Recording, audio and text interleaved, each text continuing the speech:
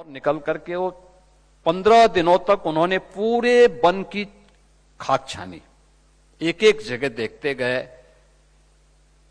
और उन्होंने अंत में आकर के अपने आचार्य से कहा कि नहीं, कोई ऐसी वनस्पति नहीं जिसमें औषधीय गुण न हो और इस वन में कोई भी ऐसी वनस्पति मुझे नहीं मिली। आचार्य ने उन्हें कहा कि आप पारंगत हैं और जाइए, आगे का मार्ग आपका प्रशस्त हो। यह महत्वपूर्ण है इसलिए क्योंकि भारतीय मनीषा ने इस बात को कहा है कि अमंत्रम अक्षरम नास्ति, नास्ति मूलो अनौषधय, अयोग्यो पुरुषो नास्ति योजकः तत्र दुर्लभ। यानी कोई ऐसा अक्षर नहीं जिसमें मंत्र बनने की क्षमता न हो। आखिर कोई मंत्र बना होगा तो अक्षरों के संयोजन से ही बना होगा ना। और कोई वनस्पति ऐसी नहीं जिसमें औषधि बनने की सामर्थ्य न हो, और मनुष्य कोई ऐसा नहीं जिसमें योग्यता न हो। अगर मनुष्य अयोग्य है,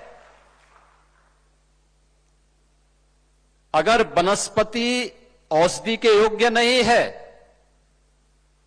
अगर अक्षर मंत्र बनने के योग्य नहीं है, तो ये मान करके चलिए कि कोई योजक नहीं है, जोड़ने वाला नहीं है। और मुझे लगता है कि आईआईटी जैसे संस्थानों के पीछे की मंशा यही है कि वह उस योजक के रूप में काम कर रहे हैं, और ये समन्वय का कार्यक्रम उस योजक के रूप में एक नई कड़ी की, एक नई भूमिका का निर्वहन करने के लिए आज यहां पर आयोजित है। अक्सर हम देखते हैं, अक्सर हम इस बात को देखते हैं, अनुभव करते हैं कि हमारी अकादमिक संस्थाएं अपने आप में एक टापू बन गई।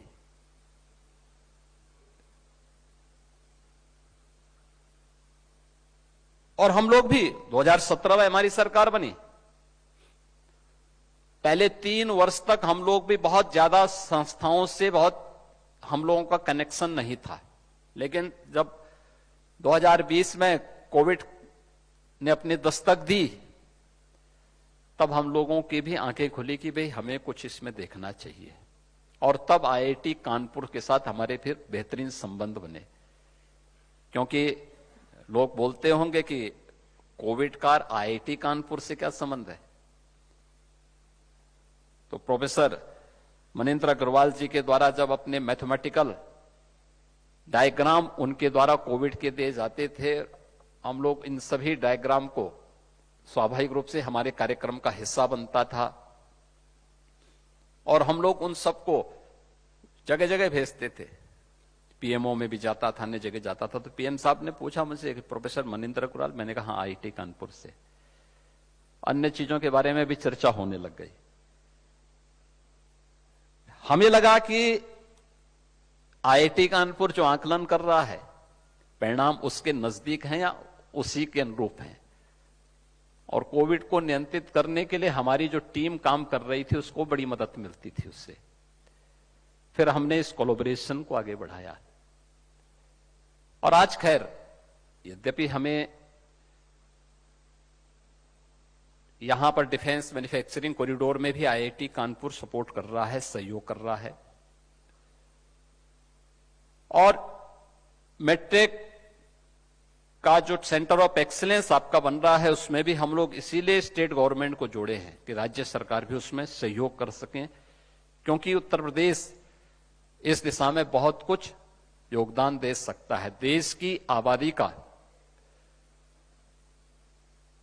17 से 18% आबादी जिस राज्य में निवास कर रही हो, और राज्य हाथ पे हाथ धरे हुए नहीं बैठ सकता, उसे इस दिशा में प्रयास करना ही होगा। और फिर हम लोगों ने जब इस क्षमता को देखा है, आज मुझे अच्छा लगा कि समन्वय का एक कार्यक्रम आईआईटी कानपुर और इंडस्ट्री लीडर्स के बीच में या उनके प्रतिनिधियों के बीच में आज यहां पर आयोजित हो रहा है। मेरा यह मानना है कि हर व्यक्ति में कोई ना कोई विजन जरूर होगा, वो कुछ तो सोचता होगा। कुछ लोग सोचेंगे, कुछ लोग उसमें कुछ कदम आगे बढ़ेंगे और कुछ लोग उसको पूरी तरह लागू करने के लिए अपने आप को तैयार कर पाएंगे। याद रखना, मन के भी जो चेतना है हमारी, उसकी भी 3 गति होती है। एक है जो केवल चेतन अवस्था में रहता है, हम चेतन स्थिति में हैं। हमने सोचा, हर व्यक्ति सोचता है, कभी कुछ सोचता है, कभी कुछ सोचता है।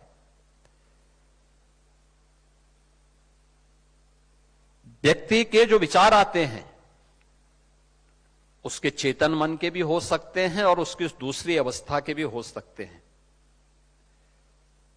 जिसे आप अचेतन मन कह सकते हैं। लेकिन एक मन वह भी है जिसका उपयोग मनुष्य नहीं कर पाता है, बहुत बिरला ही उसका उपयोग कर पाता है, और वह है अचेतन मन। बहुत बड़ा मस्तिष्क का आपका बहुत बड़ा हिस्सा ऐसा है, और जिसको धीरे धीरे करके आज उसके कुछ पार्ट को आज हम आर्टिफिशियल इंटेलिजेंस के रूप में उपयोग कर पा रहे हैं, जिसके बारे में भी हम लोग स्वयं जिसके बारे में कार्य नहीं करने देना चाहते। मन को बहुत दबाव डालने में हम लोग घबराते हैं, तो उसका उपयोग वहां से हो रहा है। लेकिन हमें इस बात को याद रखना होगा कि टेक्नोलॉजी मनुष्य के लिए है, मनुष्य टेक्नोलॉजी के लिए उस हद तक नहीं है कि वो हमें हाँकने लग जाए, हमारे द्वारा चालित हो, हम उसको चलाएं मानवता के हित में, अपने देश के हित में। और उस दिशा में प्रयास अगर हमारे होंगे तो उसके परिणाम भी हम सबके सामने आएंगे। मुझे याद आता है, मैं जिस परंपरा से आता हूं, हमारे महायोगी गोरखनाथ जी ने कहा था कि पिंड माही ब्रह्मांड समाया है, यानी जो कुछ भी इस संपूर्ण ब्रह्मांड में है वह सब कुछ आपके शरीर में है। उसको ढूंढने की आवश्यकता है, उसको देखो। तो हमारा शास्त्र भी कहता है, यथ पिंडे तत् ब्रह्मांडे,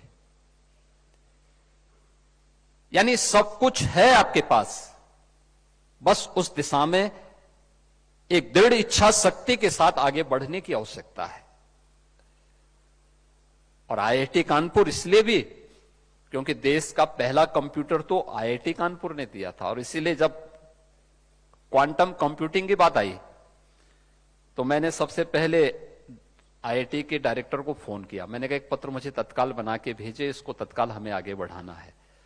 और मुझे प्रसन्नता है कि आज क्वांटम कंप्यूटिंग में भी आईआईटी कानपुर कार्य कर रहा है।